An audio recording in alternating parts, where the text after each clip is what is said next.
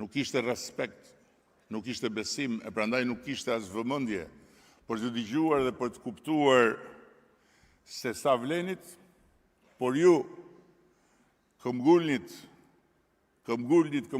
dhe pasi shkonit në darkë dhe fshinit lotët nga poshtrimi i ditës, riktheheshit në mëngjes për të vazhduar të këmbgulni në pritje, duke qenë gati për derën kur të hapej, edhe Shqipëria këmbguli dhe ishte gati në momentin kur dera u hap. E për këtë arsye, i hapi edhe kapitujt e negociatave për antarësim më shpejt se çdo vend tjetër në rrugën e antarësimit përpara saj.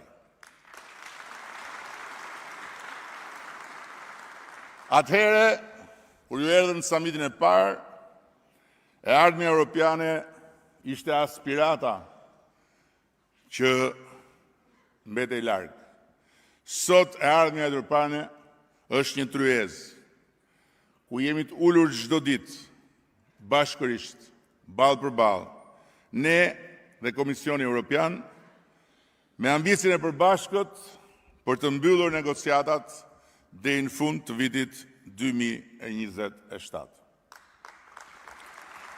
Sot nuk duket më një kumt dëshiror në ajër, po është një fjalë që zëvend si çdo fjalë e përditshme, ajo që Ismail Qemali tha në momentin themelues të shtetit tonë: Shqipëria do të bëhet. Në gojën e atit të pavarësisë, ajo fjali nuk ishte një përshkrim, ishte një besim. Një besim që kaloi nëpër breza, përmes peripecish të mëdha, dështimesh tragjike, ringritjesh frymëzuese, një besim që sot, si kur ndonjëherë, ka marrë trajtën konkrete të shtetbërjes europiane të Shqipërisë dhe të objektivit që tani më nuk parafiturohet, po shihet, preket me sy, më afër se kur, për ta ulur Shqipërinë në tryezën e familjes europiane si të barabartë mes barabartësh në vitin 2030.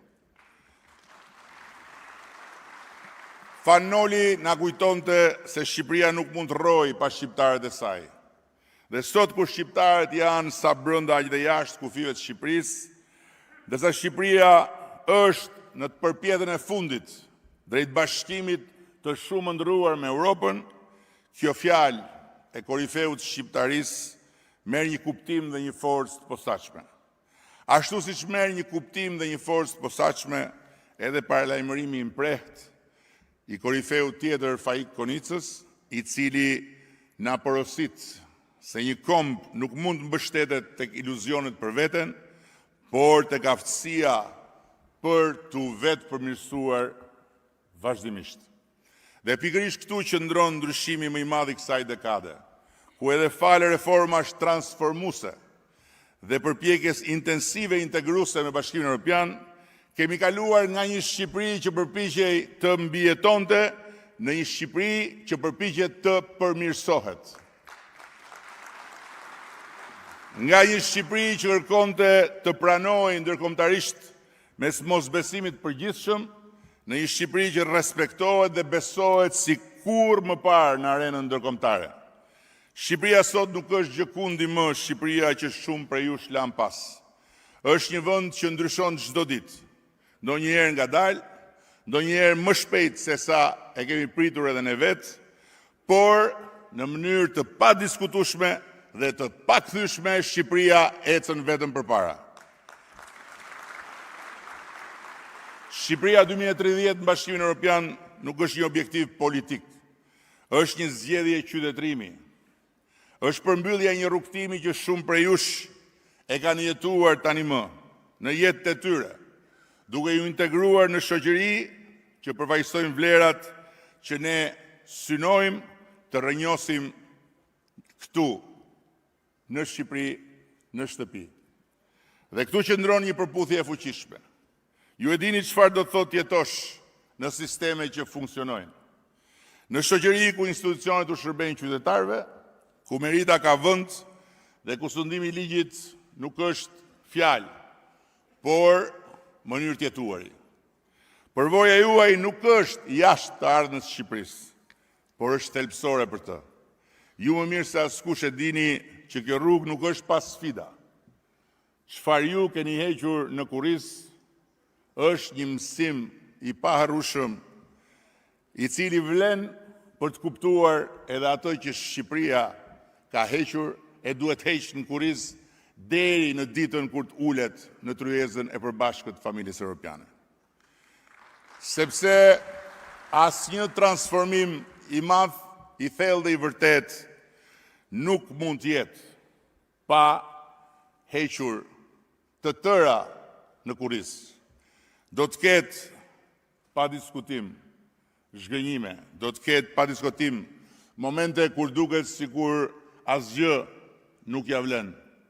Do të ketë pa diskutim edhe momente kur progresi mund duket i ngadalësuar e mund lindin dyshime.